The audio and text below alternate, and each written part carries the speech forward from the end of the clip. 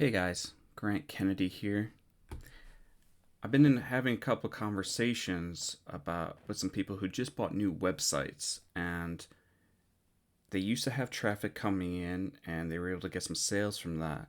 But then after buying the new website, their traffic completely dropped off, and some have even gone months without having a sale. So today I want to just take a look at what are some causes of why you're not getting traffic to your website and what we can do to fix that. So, first off, this is kind of just like a diagnosis video. You can go through here and take a look at these different things and see if any of these apply to your website. Now, let's start off with just the most basic one. Okay, drop this over here and Google Search Console. If you have a website and you bought a new one, or or maybe it's your first time having a website and you're not getting any traffic, this is where you should first start off with is your website in Google Search Console? Now to do this, you can just jump over to Google, type in Google Search Console. It's pretty easy to set up. It kind of walks you through the entire process, but you want to just check to see if your website is registered with Google, and that's what the Google Search Console will do. Kind of on top of that one, there's another one that you might want to also look at, and that is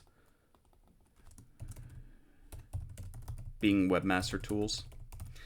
And it's not quite as user friendly, but it's still pretty easy to set up.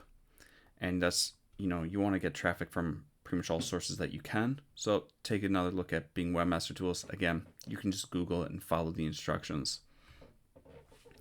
Now, if you find that your website is registered with these already, then what you want to do is take a look at whether or not you gave them an updated sitemap. Now, sitemap is kind of just what it sounds like. It is a map of your website, and it allows Google's bots and as well as Bing's and all the different search engines to know what's actually on your website in terms of pages and posts and images and things like that.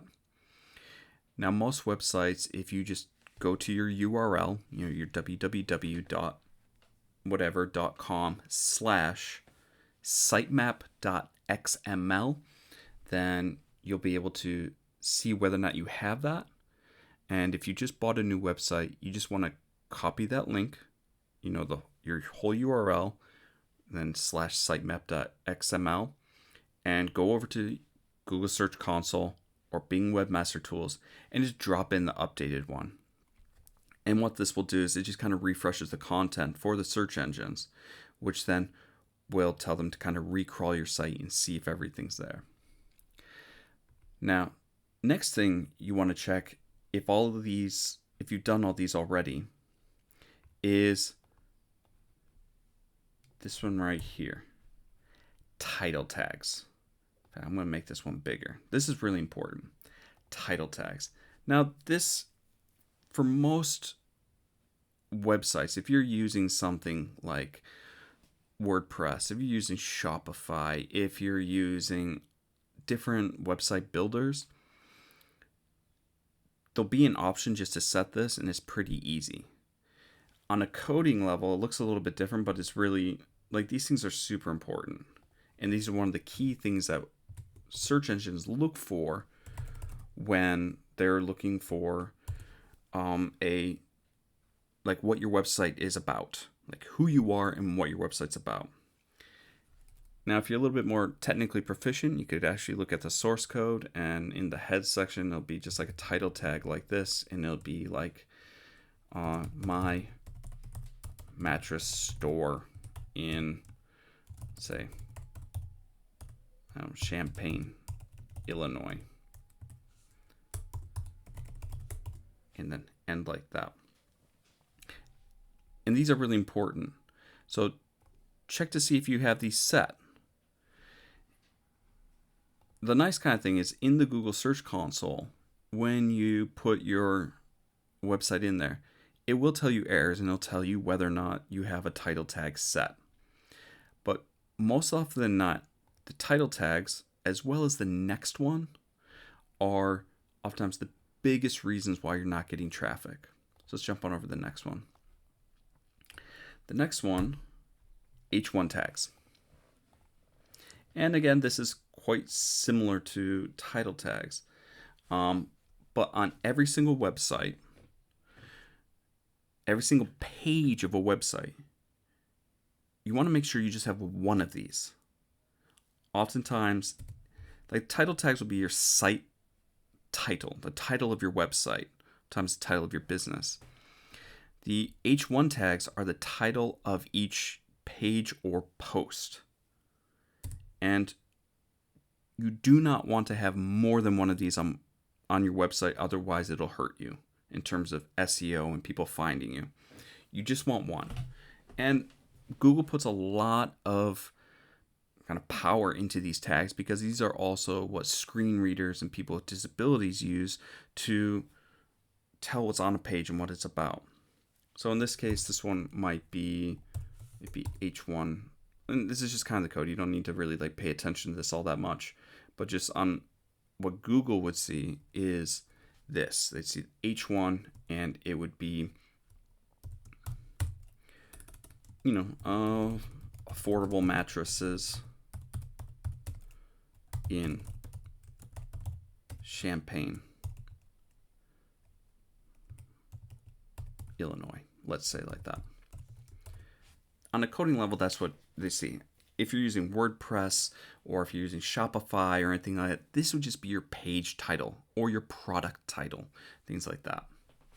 You don't really need to worry about the code. I'm just kind of doing it to illustrate it. So you want to make sure these are set.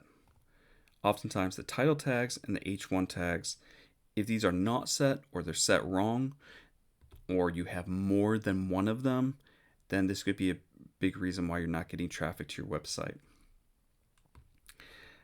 Now, the next one is one that we're going to see. This problem's going to go away over time, but right now it's still kind of fresh. 6 months ago, Google changed their analytics from the Universal Analytics tag to they switched it over to Google Analytics 4. Now, back in July, they just stopped collecting all data from the old Universal, or sometimes called just UA, from those old tags. So if you had traffic coming into your website and then it just suddenly stopped, this could be the reason why. It could be you're still getting traffic to your website, it's just you're not collecting the data because you did not convert over to Google Analytics 4. And like if you're on Shopify, they have a good, easy to follow guide for adjusting this over. Same thing with WordPress, you can do it that way with like the site kit. And if you just log into Google Analytics, they'll kind of take you through the entire process of just converting it over. Finally, another one could be you're just targeting the wrong keywords. Like if we're using the mattress store example here, right, in Champaign, Illinois, if you're going through here and if you're a mattress store in Champaign, Illinois, but then links on your store or like in your title tags and this like this is suddenly saying you're in Alabama or Texas or California, then Google's going to look at that, get really confused, and it's going to lower you down in the rankings so people won't be finding your site as easily.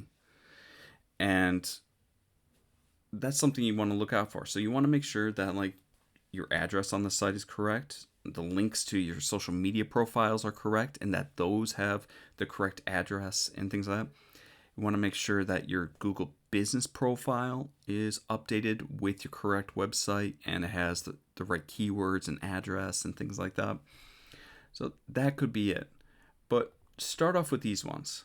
Start with first, is your site verified with Google Search Console and Bing Webmaster Tools? Next, is there an updated sitemap connected with those? Now, if that's all good, if you have an updated sitemap, Google, and you're registered and everything like that, take a look at your title tags and H1 tags. Are they targeting the keywords? Like, do they mention the correct stuff? Next, after that, check to see if you have the updated Google Analytics 4 tags. And then finally, just read through your content. Like if you didn't write the content yourself and you just bought a site and someone did it for you, read through and make sure that you're not targeting the wrong places, that the keywords are focused on you and your area and your business. So like, start off with those. And if you need help, you can just let me know. And you can check out my website, gmkennedy.com, or you can find me on Facebook, or Instagram or LinkedIn. I'll leave you some links in the description. But start here. This is like a good primer. And if you're completely tech illiterate and you don't know really how to even start these things, send me a message. I'll help you out and we'll get you on the right start, completely free. Okay? Well, that's it for me. See ya.